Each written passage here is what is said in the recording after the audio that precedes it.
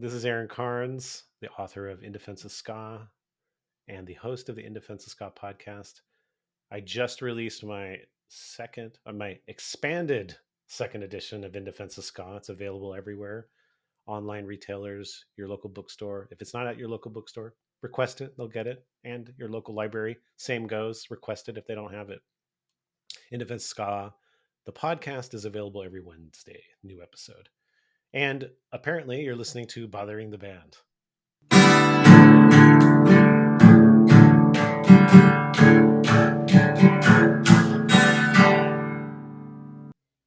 Oh my goodness, today is a very great episode with our good friend Aaron Carnes. Aaron, what's up, man? Hey, how's it going?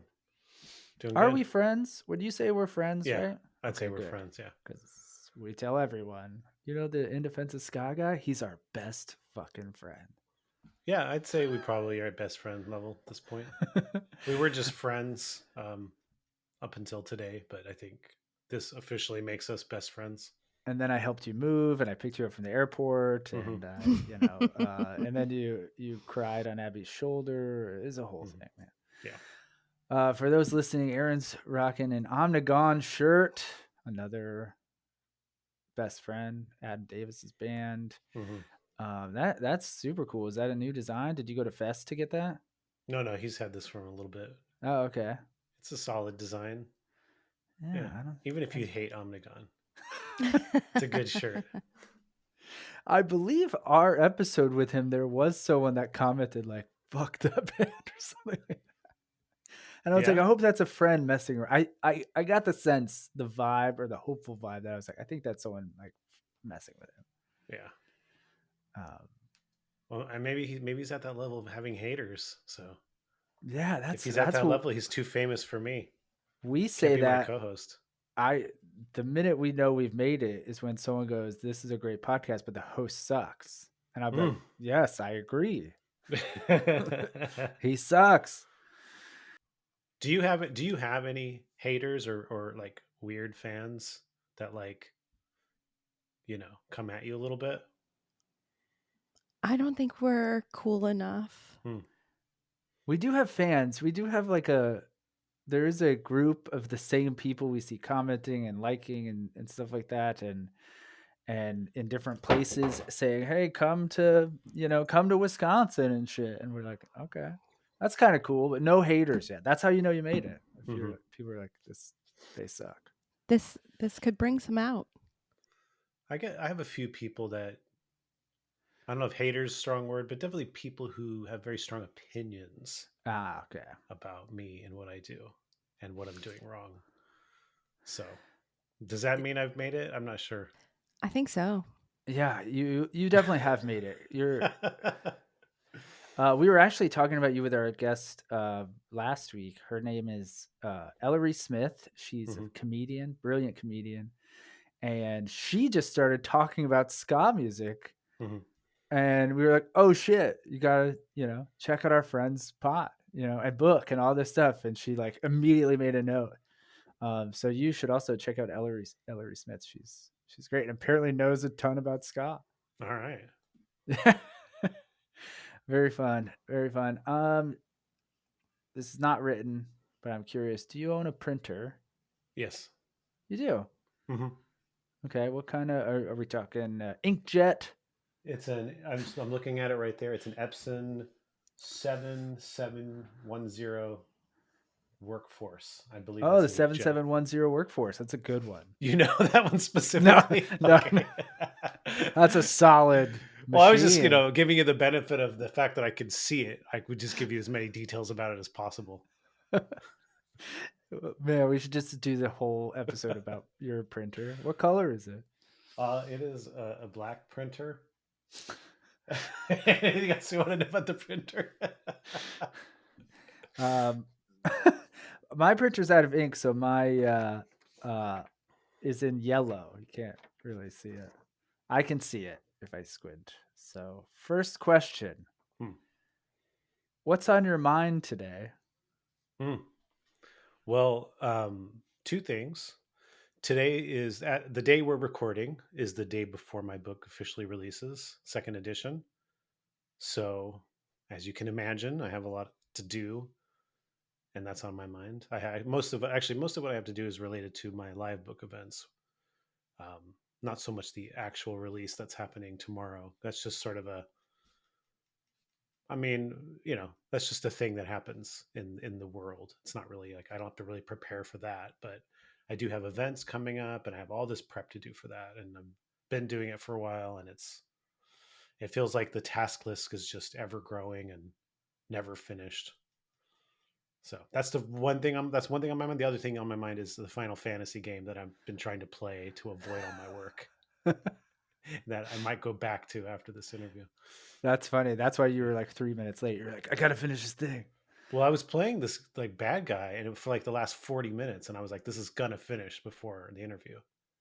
And then eventually I just had to say, okay, I have to pause. I'm just not gonna finish. Can I ask, do you get overwhelmed With video games or with the big bad guys? with or in general?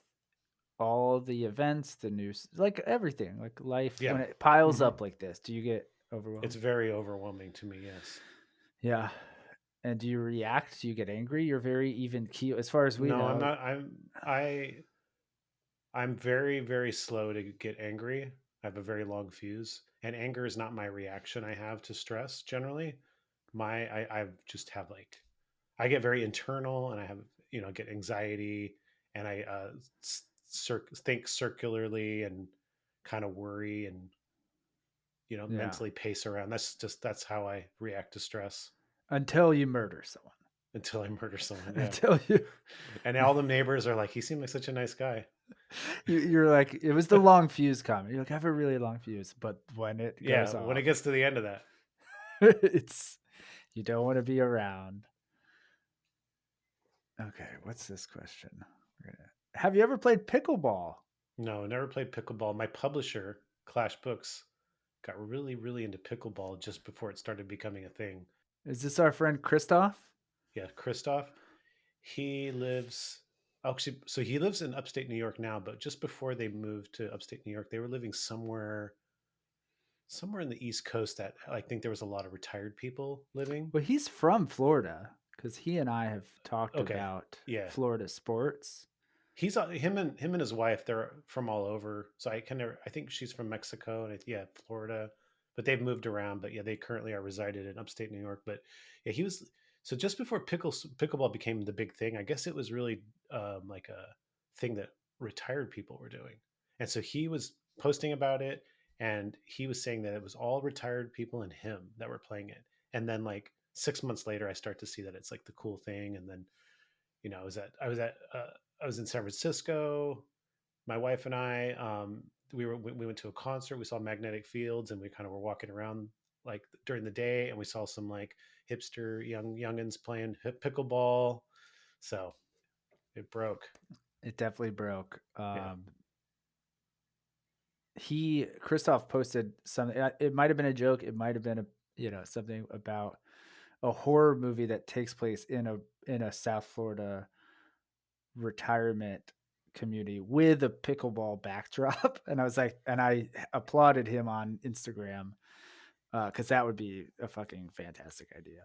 I can never tell with him. He's always like got a million ideas that he's working on, but he is working on some ideas. So I don't know which one he is and isn't. And for a while, he kept teasing this idea that he wanted to make a ska rom-com.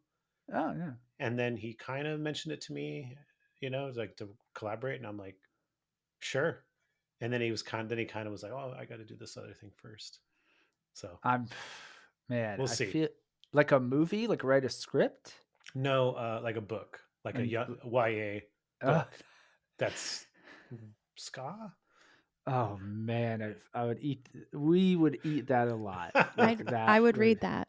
Yeah, so absolutely. It's in his court, and I'm available to co-author if that's what you desire, Christoph. If not, I'm here to support and to fact check.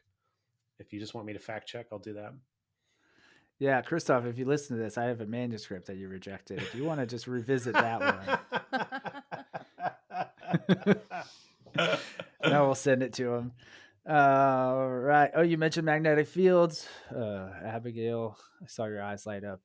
You love the magnetic fields. I do. I saw the 69 Love Songs performed in Oh, its entirety over 2 nights. That's fantastic. I would love to see that. Yeah, that's my number one favorite album of all times, all Oh, of all genres. Yeah, that makes me really happy. It's a across the board, fantastic that's album. number one that's for you. number one. Yeah, that record. Wow. So it was awesome to see it live. I mean, that's an incredible record. That's very cool. You know, it was interesting. Like, and I love this record, but what kind of struck me about it, watching it live, is that I never really thought about it much before. It's kind of like the record sort of plays with genre in this kind of playful way, right? As I was watching them play live, in a way, like it's not really any genre. Like they're not really playing any genre. They're left definitely referencing genres in a fun way, but they have no authenticity to any genre whatsoever. In fact, if you analyze it from that point of view, it's like kind of bad. But but the songs are so well written and so emotional, and the storytelling in them, Yeah. that's what I love about them. That's my favorite thing about that band. Yeah. Yeah. That's the only song with my name in it, also. Mm. Her full name. Abigail Bell of Full name? Tyrone. Oh Well, yeah. I mean, full first name. If they, I mean, I'm just saying, my last name's Irish. If they want to throw it in there, that's fine with Mhm. me. I like that song a lot. I think actually that song specifically is a great example of like how well that album is, how good that album is, because like you can feel very emotional about a song that you could definitely not connect to in any tangible way whatsoever, but Hmm. it functions like the way a good story does, where you can like put yourself in the shoes of the person singing it, and you can sort of live their experience. And I don't think a lot of music really takes that approach so much the way that Magnetic Fields does. I agree. Yeah. Yeah, that's very well said. I also love that you have, because most people, especially in the music loving world that we're in, Hmm. you ask them a favorite album or favorite like piece of music that, and you have that and you're ready to go. It's a very hard question. I think it's very rare to have that like just in the chamber ready to go. So before I wrote in Defense of Ska, you know, I'm sure you guys know my backstory a little bit. I've been a music journalist for a number of years before I officially, became the ska defender. And one point, my editor, who was good friends of mine at one of the publications I worked at, he asked me, What's your top 5 albums?" And I was like, I don't know. Like, how do you pick? And he's like, if you're a music journalist, you got to have your top 5 on deck at all times. Yeah. I was like, all right. So I But it made the is top hard. 5, but the only one that's really stuck is that number one is Magnetic Fields. I think the Yeah. Specials, self-titled, is in that top 5. Um, and then it's kind of there's unclear. There's for a long time like Beck's One Foot in the Grave was in there. Op Ivy, Fishbone EP, debut EP are possibilities. So, but otherwise it kind of shifts around. But I can stay for certain that Magnetic Fields is one, and that the special self title is probably in the 5 somewhere. It's very hard. I also think that, like a 20 for me, a 20-year-old Ryan's favorite of all time is that he's a different person. So as you age and change, Yeah. if there's the one thing, like for me, my favorite song of all time is Sam Cooke, "A Change Gonna Come," Hmm. and like that's has stayed with me. Like that has never wavered through Yeah. years Yeah. and years and years. There was a period of time in my 20s where the band Quasi, the band Quasi, Mm-hmm. they had the record featuring birds, and I listened to that nonstop. And my wife and I both, and it was like our album. So that was definitely like probably number one for me for a couple of years. But we actually listened to it recently. We were on a road trip, and she put it on. Definitely still holds up. Great record. I'm not sure if I would include it in my top 5 now, but it definitely is a nominee. Let's just say. Yeah. Good segue. How often do you listen to ska music? Is there a moment when you're like, I need a break, and that break might last a week, 2 weeks, 3 weeks? Well, I'm kind of listening to music all the time, so I Mhm. just think it's kind of interwoven with ska pretty frequently. So I don't like listen to ska all day, You but it's don't? no, but I do. It What? is. It is. It is frequently part of my musical listening. So I wouldn't say that I'm like I'm not really going through periods where it's 24/7 and then like a week off. It's just sort of like I'm kind of listening to music, all kinds of music at all times, and ska is part of that. We're the three of us are very similar, and a lot of music uh, aficionados, geeks, nerds, Yeah. whatever you want to say, fans. Similar. It's just always on, Hmm. and there might be something that I'm like, oh, let's go that direction. But But yeah. my music listening is habits have sort of changed a bit since I was younger. Like I said before, like I said, there was a period of time where I listened to that Quasi record Hmm. like constantly. There was another period of time in my 20s where I listened to Yola Tango. I can hear the heart Yeah. beating as one like constantly. I don't really listen to music that way anymore. I don't. I mean, there are records that I kind of are in my rotation, but I don't have like a record that I'm like constantly listening to. And some of that's just because there's so much music I want to listen to. Um, my listening has expanded over the years. Like when I was in my 20s, there really wasn't that much music that I was obsessed with. So if one just happened to hitch me for a while, I didn't feel like I was missing out on all this like swaths of music out there. Like Yeah. now I just feel like I need to keep listening to what's out there. I need to keep kind of like revisiting stuff that I used to like. I need to just kind of keep listening to music, and some of it I love, some of it I'm just kind of I don't know, just like sometimes it just feels like I'm educating myself on music. I'm not necessarily wild about it. I just kind of feel like I need to be listening to all kinds of music. Yeah, no, we get that 100%. I mean, yeah, I assume you feel that too, especially like you're doing the stuff, you're talking to bands. I mean, you got to keep up on stuff, and you got to like I don't know, you just got to know what's going on, and there's fun in that. Yeah. It's not like work, but it is like it's not always like Educational is like yeah, a it's good not way to always like put the that. most emotionally connective thing you want to listen to at any moment. You don't get Yeah. stuck in that like I got to listen to this album 10 times in a row. Yeah. Got to move on. Yep. There's just so much music. Yeah. So There's so much hard. music, but it is like it's kind of like books where it's like, okay, today I want to read this like trashy like adventure book, Hmm. and but there's still merit in the reading and value in the educational part of that. Yeah. That's where I. So, hardest question: did you Okay. ever have a Dave Matthews phase? No, never. Oh, okay. Never liked Dave Matthews Band. I reluctantly concede that he seems like a nice, great person, and they all seem like they're well educated, interesting musicians. But the music has never once, even for a millisecond, spoken to me. Fair. What about any other? What about like Fish? Nope. No. My first girlfriend loved Fish, and I hated it so much. She played them all the time. Did I'm she with play you. live albums? Yeah, all of it. Oh God, give me a farmhouse, something with a chorus, and I'm on board for it. But Yeah. 25-minute solos. Grateful Dead. Don't like them either. I can kind of their bluegrass phase. I can kind of handle a little bit. I watched the Amazon like 6-part documentary on them, and again, I felt like okay, I appreciate what they're doing. I appreciate the integrity to which they've approached their band, their fan base, sort of maintaining the integrity. Also, I read. Did you ever read that book?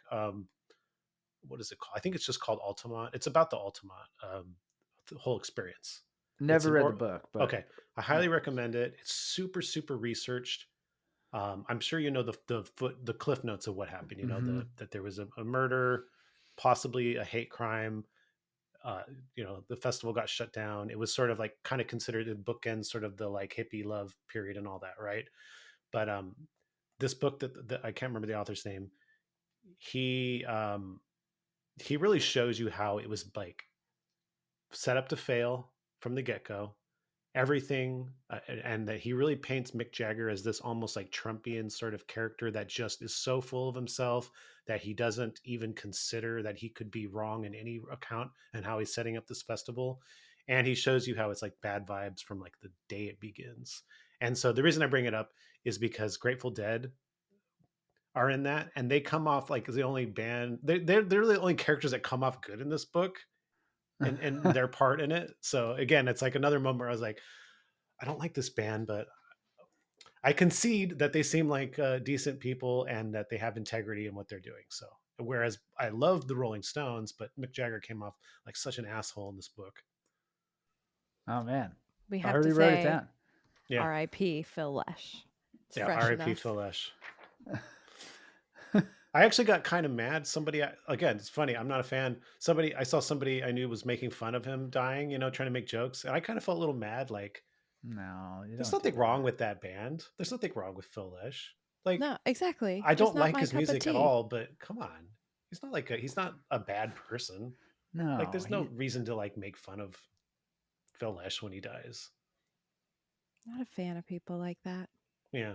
I'm the same way. Like I don't care about the Grateful Dead, but I'm not like actively rooting against them or their fans. Like yeah, Yeah. great. It's just not my jam. Literally, it's not my jam band. Boom. Boom. Yeah. And Jerry Garcia, I kind of feel bad for him because he's one of the few people that kind of reached that level of status where he kind of becomes a deity. People become famous, then they kind of become icons, then they become like deities almost, right? He kind of reached that style.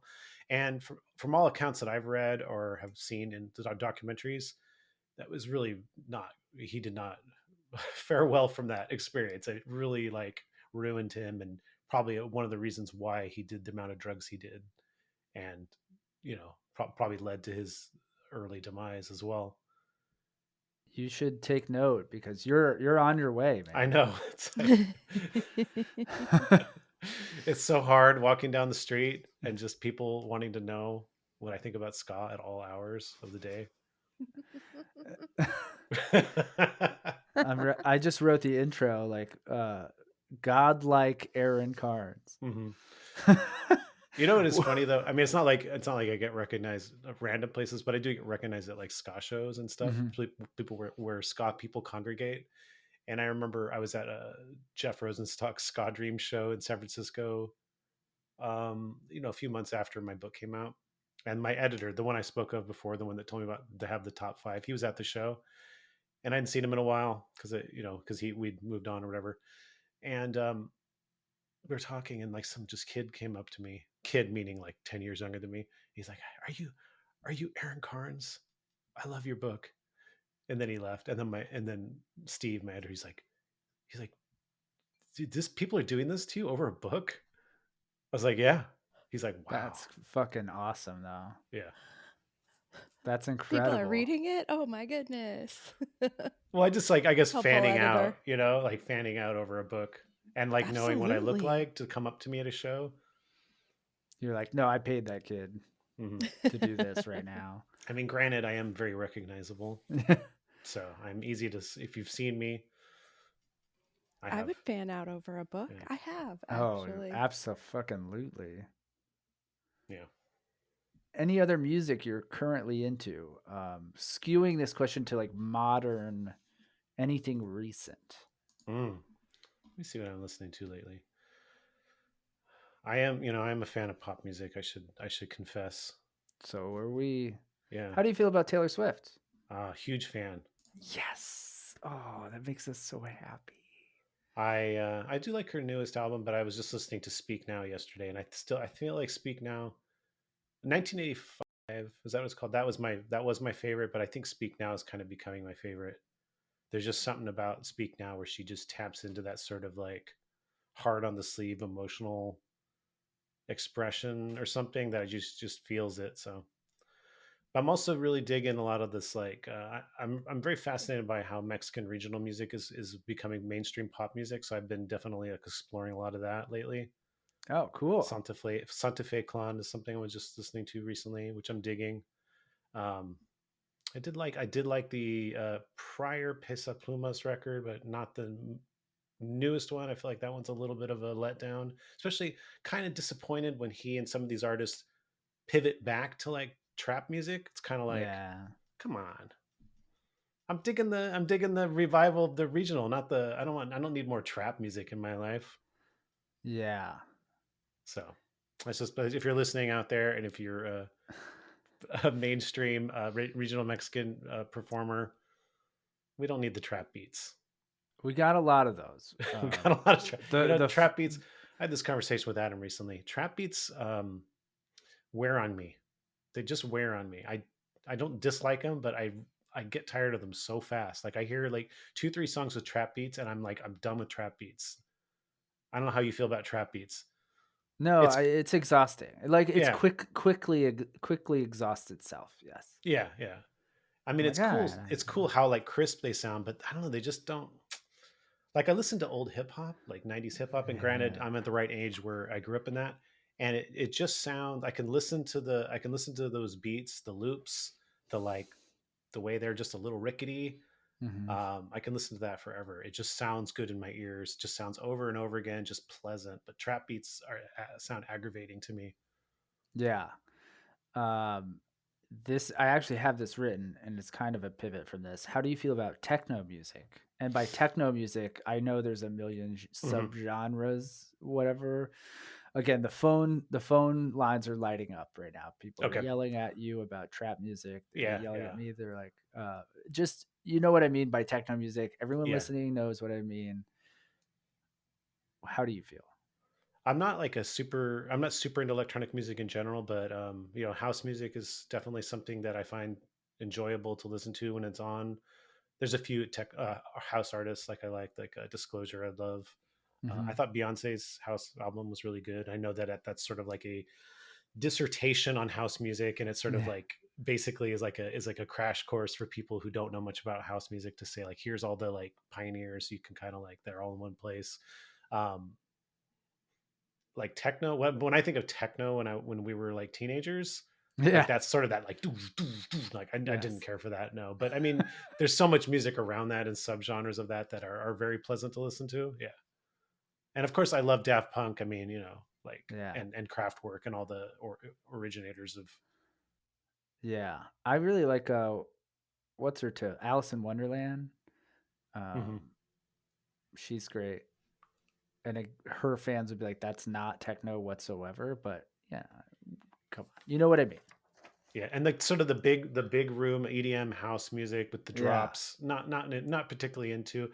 I have like experienced a little bit of that music live, and I'll have to say I totally get it why people go to these shows because the way the bass sounds live is really that is very enjoyable. Just hearing and experiencing the vibrations of the bass in your body, Yeah. totally, it's a fun thing, and especially if I was younger and like into drugs, I I would was be just about to all ask. about that. Do you, You're about to ask if I'm into drugs? yeah, do you do drugs? Just at this point, coffee. Uh, Nice. I only drink alcohol. Like these days, it's only like a few times a year now. Yeah. But you know why? You know why? Are you curious why? I used to. I like actually. I do like alcohol. I love beer, but I'm almost 50, and I want to preserve my mental. I want to preserve my brain as long as possible, and alcohol is definitely not the best remedy for that. No, some would say it's the worst. It's the worst thing you could do to your brain. So I don't know. It's just one of those things. Oh, I'm right there with you. I don't drink. I smoke weed, Hmm. but you're not like going to shows and blowing lines and doing ecstasy or whatever the No, kids are doing these days, right? no, no. No. Okay, which brings me to the next question. Do you own any first edition books? And by first edition, I don't mean like it's, Yeah, like collector. I'm not a any, I'm yeah, a collector's. I'm not a collector in Okay. general. So if I do, I'm not even aware of it. I'm not going to bookstores and finding rare editions. I used to collect vinyl. I don't do that anymore. I've gotten rid of it all. I just listen to digital music because for me it's not really about the physical collection. It's about the book, or it's about the music, or it's about the whatever. So Yeah. I can definitely, there's a part of my brain that can go there, but I don't feel like it's helpful. So I don't, Yeah. I don't try not to be a collector. Abby has some first edition bookies. What you got? I have a first edition Dharma Bums, Oh yeah, and also, I like Dharma Bums. That's a good book. what was the other one? Oh, it was Don't you have Patti like a Patti Smith. Smith one? Yeah. So, and I don't know that I'm a collector either, so much as I came across those at a time where I had some expendable income and I got very excited. But I'm very happy to have them because Dharma Bums especially is my favorite book. So, Yeah. And Aaron, what's your favorite movie sequel? My favorite movie sequel. Oof. You're I let me like see this here. question. Really tells you a lot. Get it? It's also tied into the second edition of his book. I mean, definitely there's a part of me that wants to say Godfather 2, but that seems Mhm. like it's not like necessarily like a true answer to me, but it definitely feels like a good like answer that like a movie lover would say. So I don't know. Like I might have to just say like Empire, even though I'm not even that big of a Star Wars fan. I mean, it's a Okay. solid sequel. Let me think if anything comes back to me. You know, Aliens. That's a pretty good one. That's a pretty good one. Yeah. I would say I'll give you Godfather, Terminator 2, I mean, Judgment Day is really good. that's solid. Yeah. My personal is Back to the Future 2, even though I consider them all this one movie. That's out of left field. Do you think Back to the Future 2 is good? I mean, I guess it's not as bad as 3. I just Do you think like 3? it's I love 3. Okay. I think it's All part right. of the It's good. story.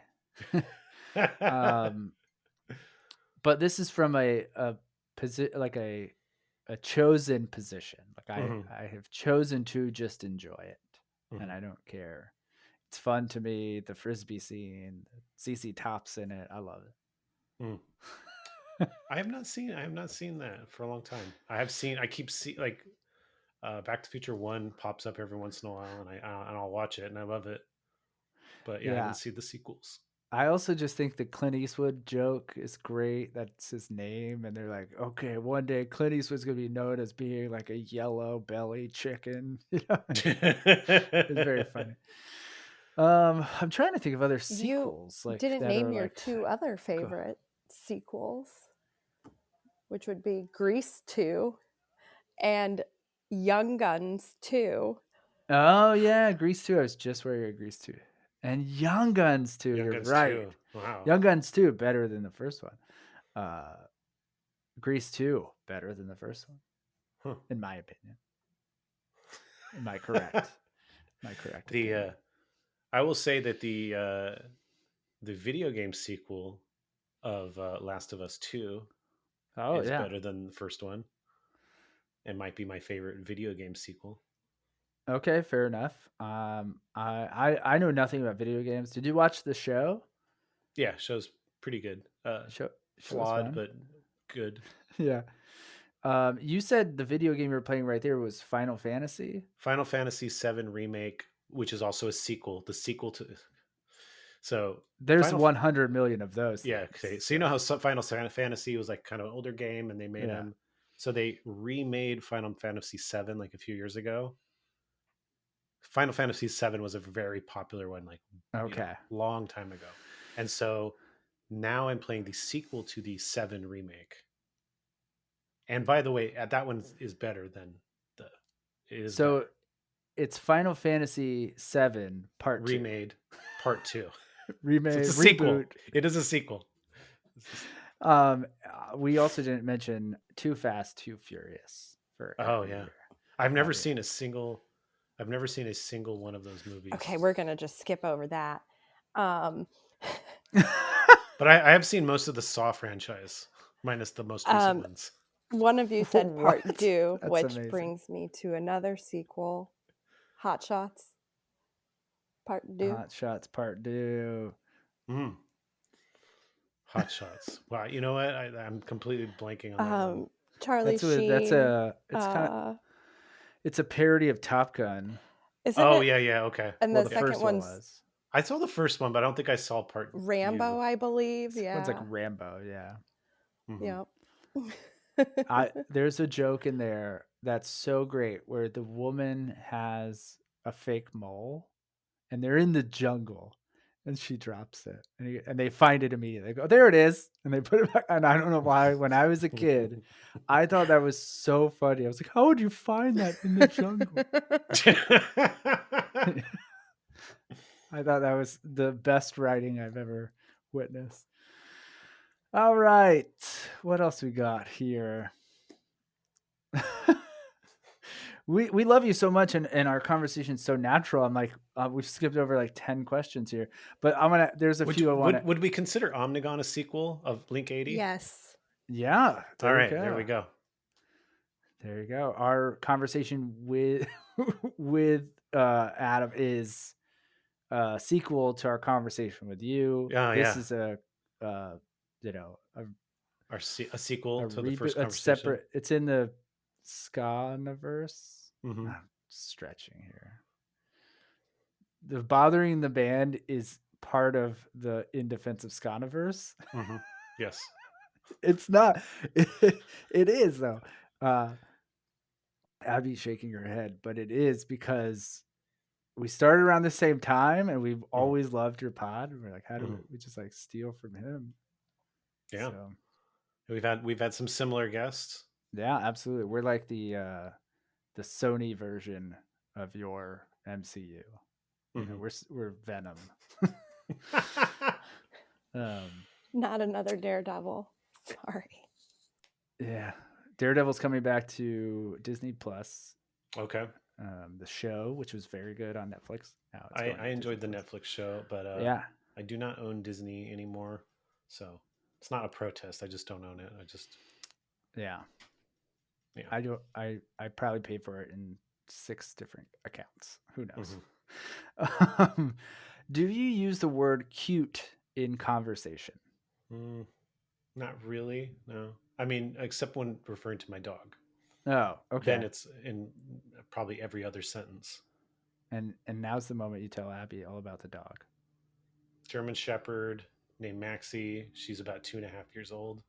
Aww. She's has puppy energy of a 6-month-old. And so cute. Yeah. That makes me so happy. It's been a minute since we've had Meet the Pets Corner on Bothering the Band. Yeah. Dog combo for sure. Oh, that's adorable. That was a good answer about the dog. Okay. Well, we were talking movies there for a second. What do you think is in the briefcase in Pulp Fiction?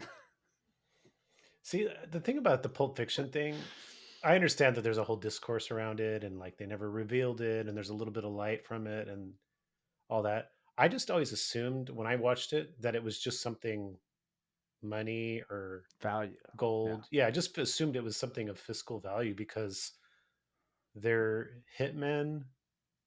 They are being paid to like take care of things. It seems like their whole life revolves around money. It seems like their boss's life revolves around money. So to take it to this more kind of weird, mystical or other realm seems like, I guess it's a fun exercise, but it doesn't actually make sense. Yeah. So it seems like it would just be something valuable. Yeah. Like, yeah. When I was a kid, I thought gold. You mentioned gold, and I just maybe it was the light or something. I think it was the light too. Yeah, I thought maybe it was gold because of the light, but yeah, I never thought it was like the answer to the universe or some weird answer that people like to. Or like, his soul or something. Yeah, it's like that doesn't even make sense to the film. Like, there's nothing in the film that goes into that realm. There's a really big camp that thinks it's literally just a light bulb because of the light. But why would they react that way? Why would they be like, "Oh, wow, I don't know," but that's why there is a group of folks out there fighting for that light bulb on the daily. That's hilarious. That's a good sketch where he's flipping around. It's just a light bulb. But the thing is like, how is it working? How's it on? Yeah, it's not screwed in to anything. Like, it's just one light bulb. That's the thing. It's a light bulb that self illuminates. There we go. We just cracked it. We just cracked the case. Okay. What book are you reading right now? We talked about the Altamont book. You reading any good books? Yeah, I'm reading a really good book called Tomorrow and Tomorrow and Tomorrow. It's a Oh yeah, I've novel. heard of this. Yeah. Yeah. It is about two video game developers who like become friends as kids and they kind of follow their life. It's really compelling. Even though I've talked about video games a bunch in this Yeah. episode, I don't actually have interest necessarily in the development of video games. It's not something I'm interested in. But I think that the book, because it's so well written and the characters are so good, that it feels very compelling. I think that's a good test of like when you're writing a compelling novel, if like the subject itself isn't necessarily moving to you, but you feel hooked into it. Yeah, I mean that's what good literature or music should do Yeah. is reflect the human condition back on the viewer, the listener, the Hmm. reader. You mentioned that before, where it's the song "Magnetic Fields" that Abby mentioned, Yeah. where it's like no matter where you're at in your life, you could pull something out of that song. I mean, that's why we love all this shit. Yes. It's funny, like my experience going to live shows for most of my life, and still to this day, is mostly been like stuff like ska music or stuff that's like energetic and it kind of operates at the club level and stuff. That's just kind of where I've always been at in terms of enjoying live music. But I saw Magnetic Fields. That was actually kind of out of character for me, even though it is my favorite album. Like to see a show it's more of a listening experience than, you just kind of sit or you Hmm. stand and listen. I saw that. And um, earlier this year, I also saw the Beths play, which even though that's a club band, I still feel like it's sort of a listening experience. I didn't feel like it didn't inspire me to want to move or anything. And it was very enjoyable on both occasions because I felt like I was just more to the emotion of the music and just experiencing how they sound live and experiencing the emotion live. And I'm kind of like, wouldn't mind a little more of that.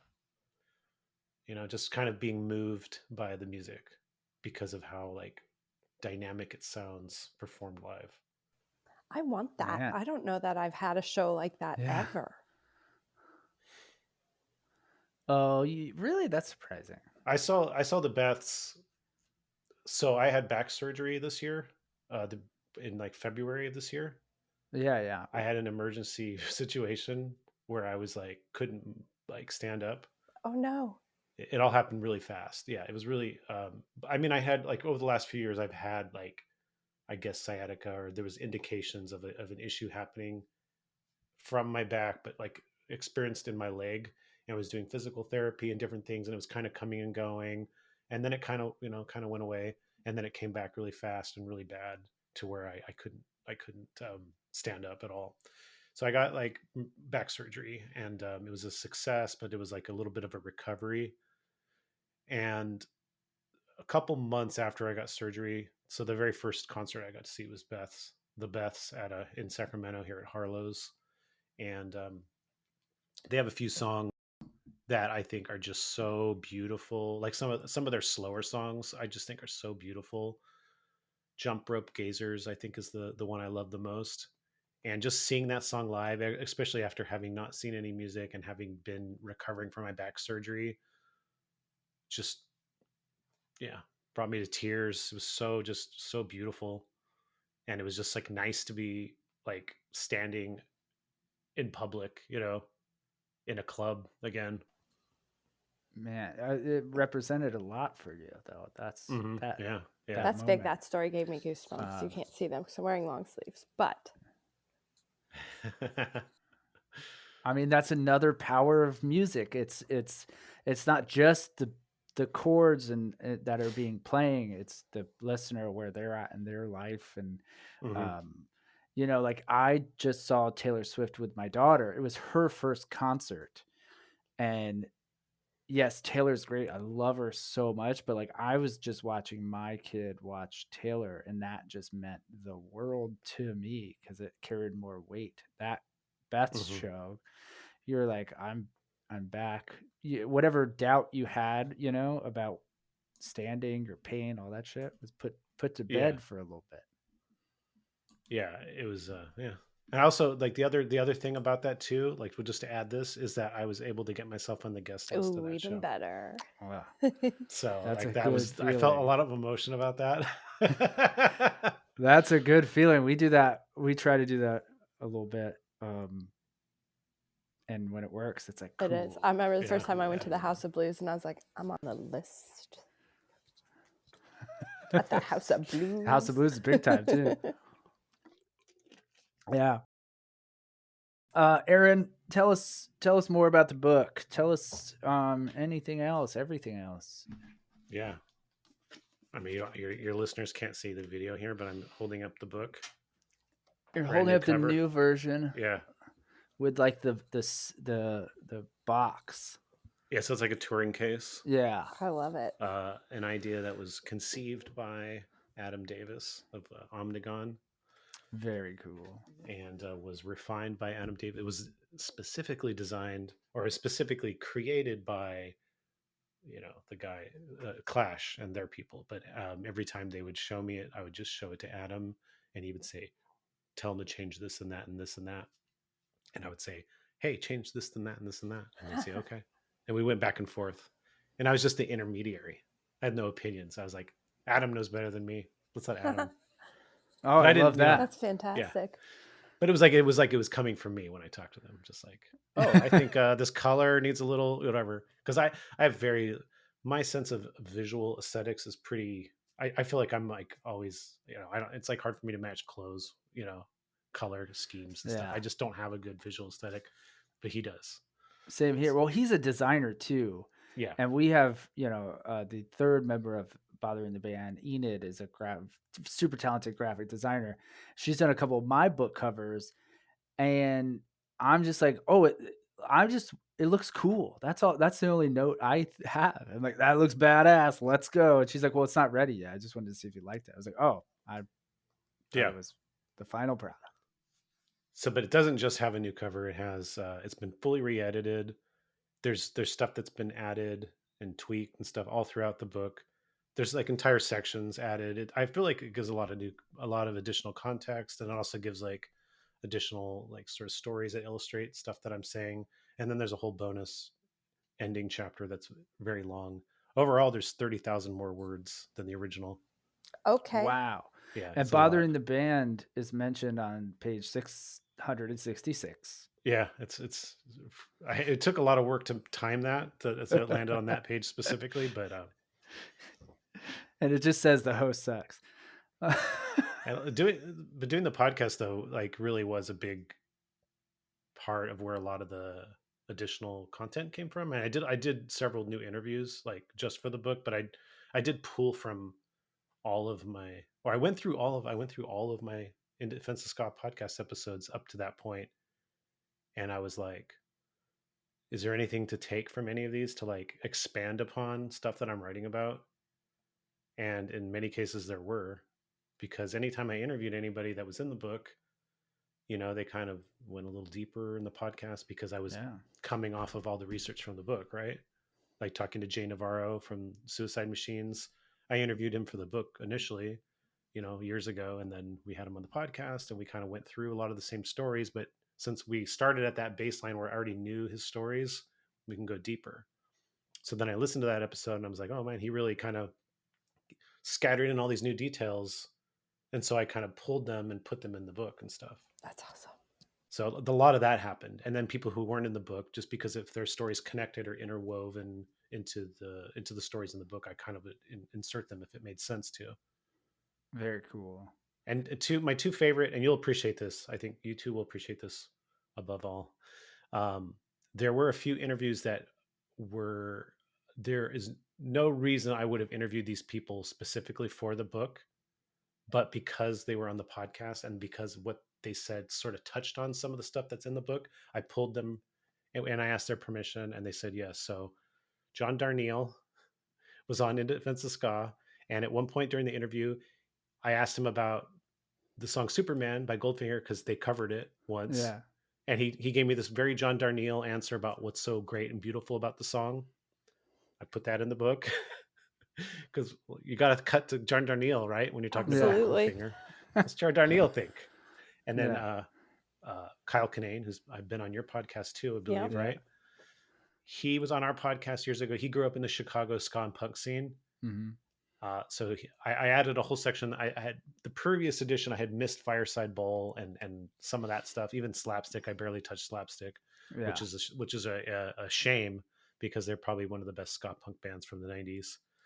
I talked about Slapstick. I talked about Fireside Bowl, and then I pulled a quote from our interview with Kyle because he gave a really funny anecdote about what it was like to go to Fireside Bowl shows. Yeah.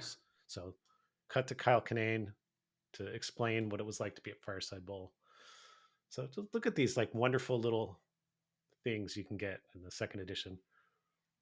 Plus because our connection to Patrick Stump, I did like a 4 or 5 page section on his whole ska roots. Oh, that's fantastic. I can't wait. Well, we were buying it, supporting. Also, I guess I got to buy Ellery Smith one. Mm-hmm. Happy to. And final question. Yes.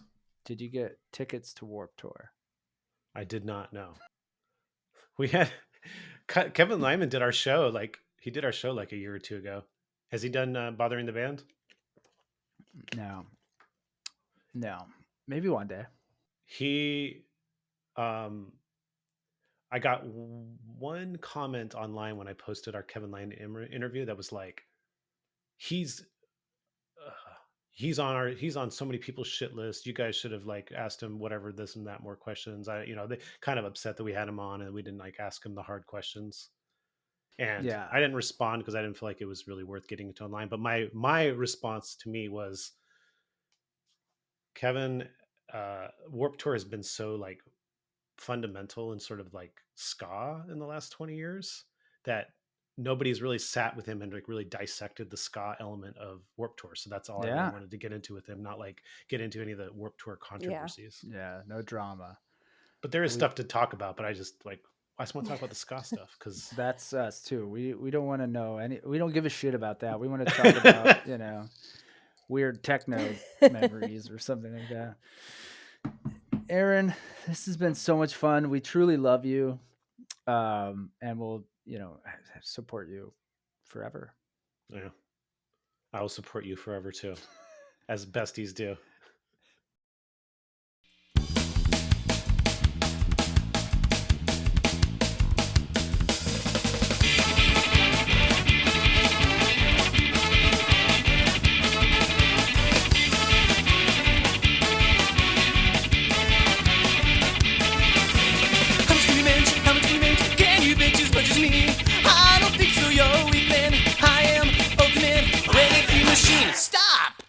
Me, or I'll let off some steam. How much can you cut as much as me?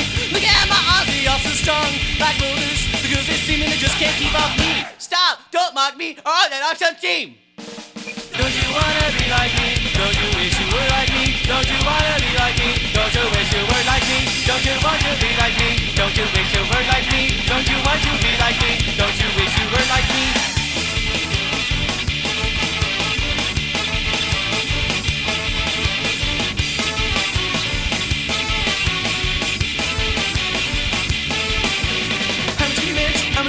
Can you bitch as much as me? I don't think so, you're weakling, and I am ultimate weightlifting machine. Hey buddy, how much can you girl, can you girl as much as me?